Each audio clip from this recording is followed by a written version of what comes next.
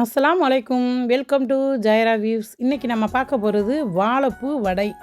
வாழைப்பூ வடைக்கு தேவையான பொருள், 1 டம்ளர் கடலைப்பருப்பு ஊற வச்சுக்கோங்க, 1/2 டம்ளர் கொண்டக்கடலை ஊற வச்சுக்கோங்க, வாழைப்பூ க்ளீன் பண்ணி வச்சுக்கோங்க. இப்போ நம்ம அடுத்து மிக்சியில் அந்த வாழைப்பூவை அரைச்சி வச்சுக்கோங்க. அரைச்சிட்டு இப்போ அதுலேயே கடலைப்பருப்பு, அந்த கொண்டக்கடலை 2யுமே போட்டு அதில் அரைச்சிடணும். அரைச்சி இந்த அளவுக்கு பதம் நெருன்னு கொரன்னு இருக்கணும். அதுக்கப்புறம் நமக்கு தேவையான பொருள் என்னென்னா, வெங்காயம், கொஞ்சம் இஞ்சி வெள்ளைப்பூடு துருவின இஞ்சி வெள்ளைப்பூடு, சோம்பு, பச்சை மிளகாய், கருவேப்பிலை எல்லாத்தையும் ஒன்றா போட்டு நல்லா பிசைஞ்சுக்கிறணும். மாவை நல்லா பிசைஞ்சு வச்சுட்டு உப்பு, தேவையான அளவு உப்பு, கொஞ்சம் பெருங்காயத்தூள் போட்டு நல்லா மிக்ஸ் பண்ணிடுங்க. நல்லா மிக்ஸ் பண்ணி வச்சுருங்க. வச்சுட்டு இப்போ அடுப்பை ஆன் பண்ணுங்கள். அடுப்பை ஆன் பண்ணிவிட்டு சட்டி எடுத்து வைங்க.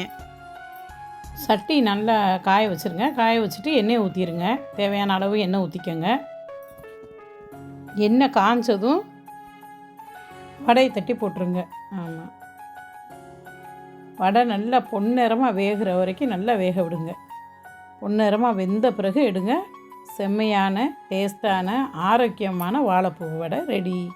அவ்வளோதான்.